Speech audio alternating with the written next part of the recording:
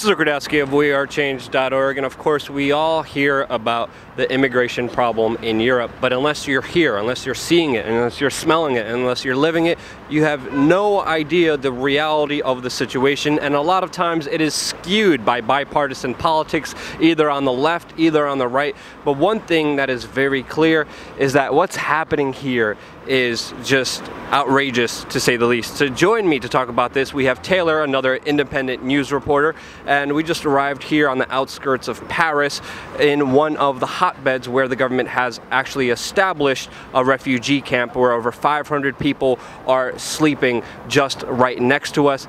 But because of the influx of mass migration, there's so many people here that a lot of the people here are left on their own accord and sleeping in the middle of the streets. Now, Taylor, what are you seeing here? What stands out to you the most in this area of Paris? Well, what we're seeing here is we're seeing economic migrants. We're not necessarily seeing refugees or people fleeing war-torn areas of strife and turmoil. And I think a lot of the politicians make excuses for situations like this because they're helping quote-unquote refugees or people escaping extreme turmoil and strife in war-torn areas, when that's clearly not the case. So what we're seeing is we're seeing a lot of young men, barely any children or women, that are coming here for work. One man was from Afghanistan, but he had previously lived in Germany and spoke German fluently. He came from Germany. Yeah, there's people from all over here, Nigeria, Sudan, Ethiopia.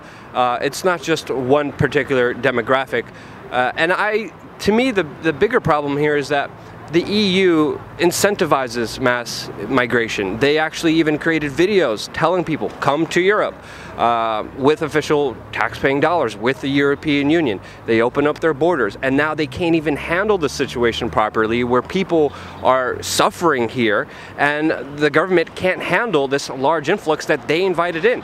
And to me, that's the bigger issue here, is them creating these problems, because a lot of people here aren't that satisfied. They have to sleep in the streets. They have to use the restrooms in the streets. It's not the best way to live, and people here are homeless and they're struggling, and the government can't even cope and give them any assistance, and people are just pissed off. The people who lived in this community before, the people who live here now, the refugees here now, and they're creating a mass influx of, to me, human suffering. That's to me how I see it. How do you see it?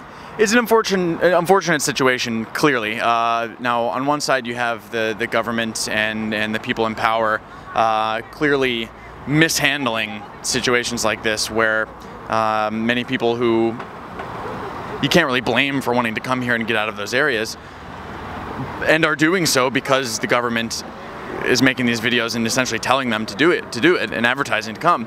You can't blame them for wanting to come here, but on the other hand, you have the politicians in power that are completely mishandling the situation. But everyone should be safe. I want everyone to be safe. But one thing that I think is left untouched is many of these people are bringing a different system or set of values that doesn't mesh with the Western way of life. Many of these guys are using the restroom in public, completely in the open. There's a whole area that they've created. Now there are porta potties right next to it. These are things that you're not going to see as much in the West, and for sanitary purposes, of course. So there are certainly many problems on both ends. But the government mishandling the situation and leaving people in this situation where they have to sleep outside in tents and stuff is horrible. I mean, I walked out through one of the porta potties and they were just overflowing. They were overrun. There's some police here, but everyone's left on their own accord. I've seen very few women, very few children. I did see some of them here, but these are predominantly males that are here, and they're suffering.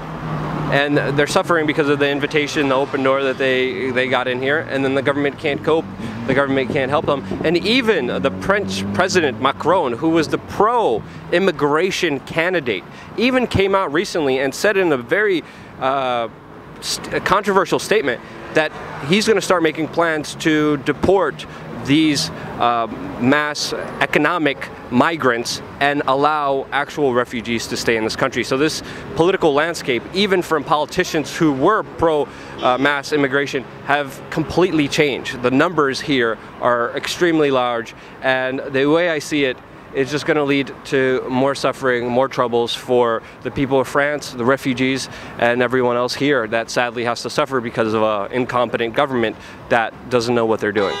Any last words, Taylor? And where can people find out your reporting as well? Thanks. It's a Beacom of Light on YouTube, BEACOM. Check that out if you can.